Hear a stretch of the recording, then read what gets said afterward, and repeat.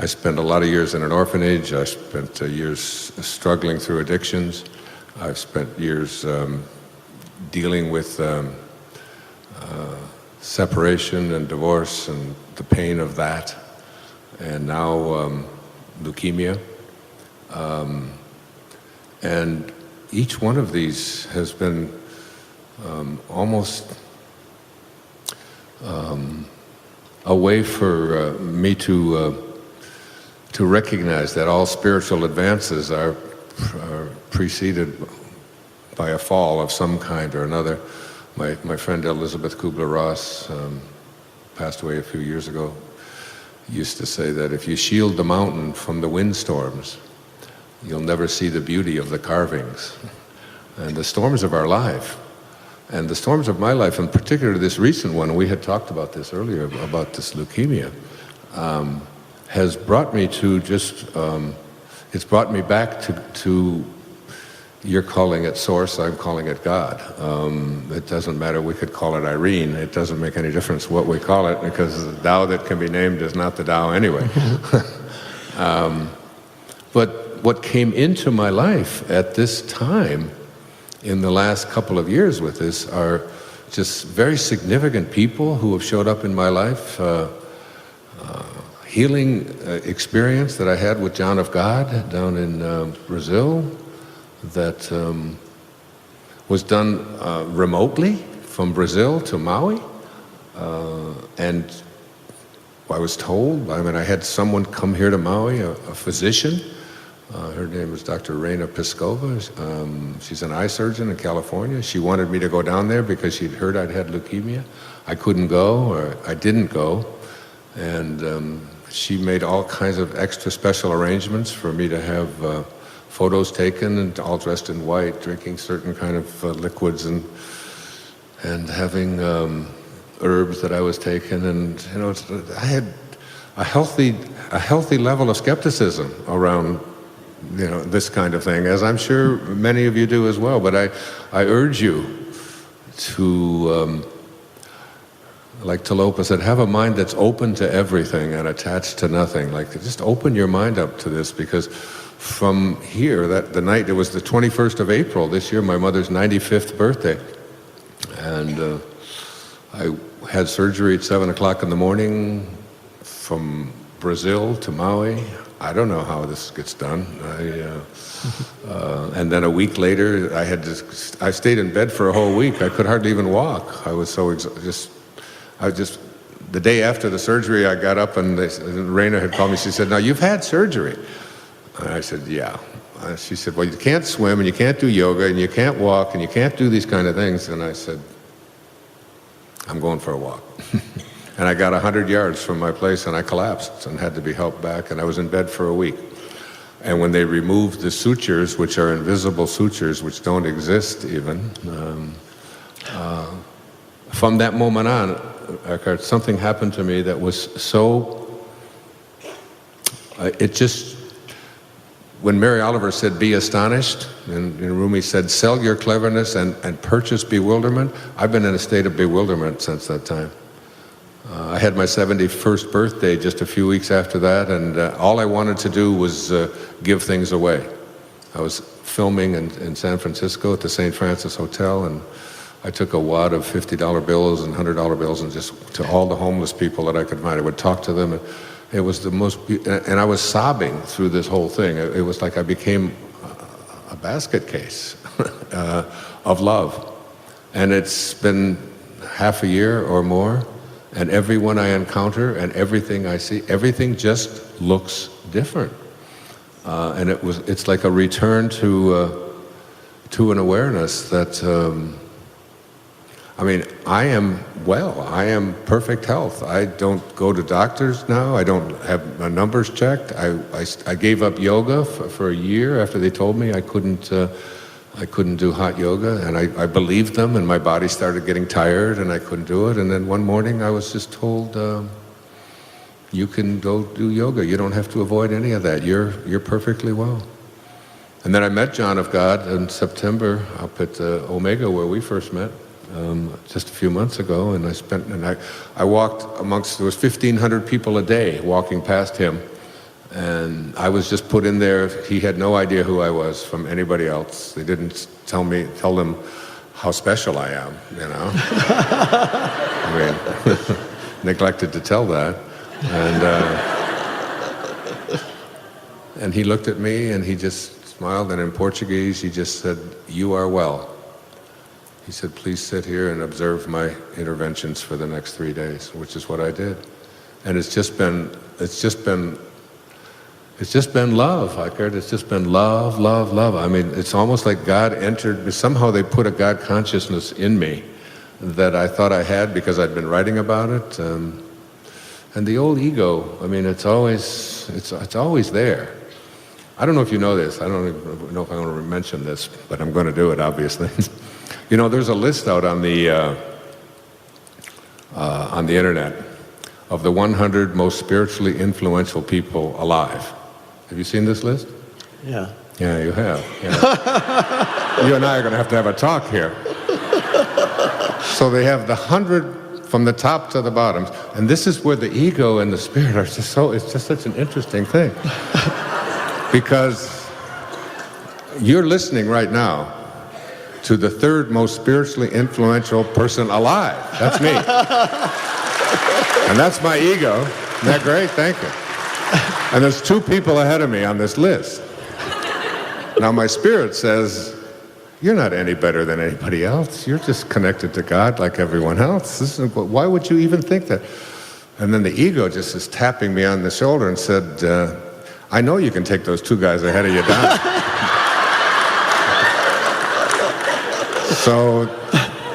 So the number 2 spiritually influential person alive, according to Watkins, this list, is the Dalai Lama.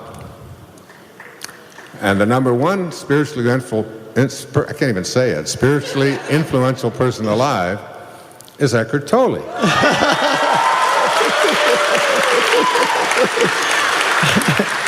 So now I don't know whether we should get together and go after the Dalai Lama and then maybe we can arm wrestle. But it's that funny thing, it's all the time, because I use it on my kids all the time, you know. I even said to my ex-wife, you know, in your wildest dreams, could you ever imagine that you were married to the 3rd most spiritually influential person alive? She said, they didn't call me. And she said, I don't know how to break it to you, but you're not in my wildest dreams. But I think that's interesting that you, and I just found out about that list. The day I found out about that list, I got a call from Eckhart Tolle saying, would you like to, we're going to come to Maui, we'd like to do a conference together. And I thought, this is my chance, I'm going.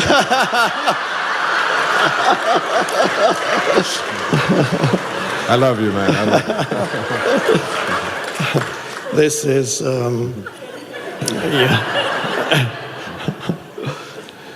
the concepts like that come floating into your mind. I saw it also. Somebody sent me this list. These concepts have to be, when they come in, they have to be dropped like hot potatoes.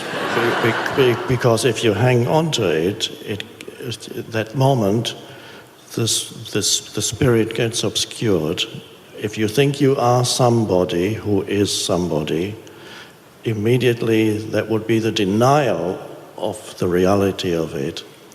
So the art really is and it's tricky because I've seen it happen to other spiritual teachers. Some were able to drop the hot potato when people came with beliefs and projections about them. And I've seen others who took it on board and became burdened by some self-concept that others were projecting onto them. This is particularly more likely to happen if you live in an ashram and you're surrounded only by people who think you are the greatest. Then it's very easy to slip into that and start to believe in some concept of who you are, right, which immediately obscures the power of spirit. Yeah, it's so true. I'm sure you know who Rabindranath Tagore, the great Indian poet, who won the Nobel Prize back in the 1920s. He talked about the ego. He had this great observation poetically. He said, I went out alone on my way to my tryst. But who is this me in the dark? I step aside to avoid his presence, but I escape him not. He makes the dust rise from the earth with his swagger. He adds his loud voice to every word I utter. He is my own little self, my Lord. He knows no shame, but I am ashamed to come to thy door in his company. Beautiful. Yeah, that's Beautiful. Tagore, that's the ego, yeah. That's for Tagore. And I mentioned briefly yesterday with Ram Dass, I'm sure you can recognize it perhaps in your own experience, but it might be helpful for some of you. When let's say, just we'll take a moment of coming here in the car from where we are staying to here to have this dialogue. At any moment, you can be either more a form identity, in which case your mind functions through your history, your concepts of who you are that others have told you and you believe, and you have created that mental self. And at any moment you can be either dwell more in this form identity of who you are, my name, my history, my achievements, or my failures, that they're all form identity, or you can be an essence identity, which is simply an aware presence, where you don't need to remember anything or think anything, just be that field of awareness. So the only way I can ever go to a talk, an important gathering, if I travel as spiritual teacher number 1 going to meet spiritual teacher number 3, it would create immediate stress. Because I would be carrying that a conceptual self, a dreadful burden. But if I can be free of a conceptual self and be simply a presence, just an innocent, aware presence, and as I say it now, perhaps each one of you can at this very moment find that within you can be either a person or you can be an aware presence, and then at this moment. And the aware presence is alive. Beauty is not bigger than, smaller than, more important than, but it's powerful, but not more powerful than. It's power itself. And there's no unease in it, because it competes with nothing. And so sometimes when I give, let's say I give a talk, or there's a gathering or retreat, I'm 100% kind of presence. The person isn't really there. And then in everyday life, perhaps it's hard to quantify, but I might be 30% person, 70% consciousness. It's a coming together of form and formlessness in daily life. Do you find when you're in that higher place where you're like 100% often in a meditation or wherever, but if you even if you leave the meditation and you just, like I was talking to you, what happened with that surgery and so on, and with this, my body just changing, and everything I look at and everyone that I look at is just I'm just so astonished and so bewildered and basically just feeling so loved.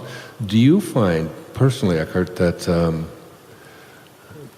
your opportunity to serve literally strangers, whatever, I mean, people, you almost like see opportunities to be God, to, I mean, how do you define, I mean, I always use the poets because I do a lot of poetry myself. Hafiz said, even after all this time, the sun never says to the earth, you owe me.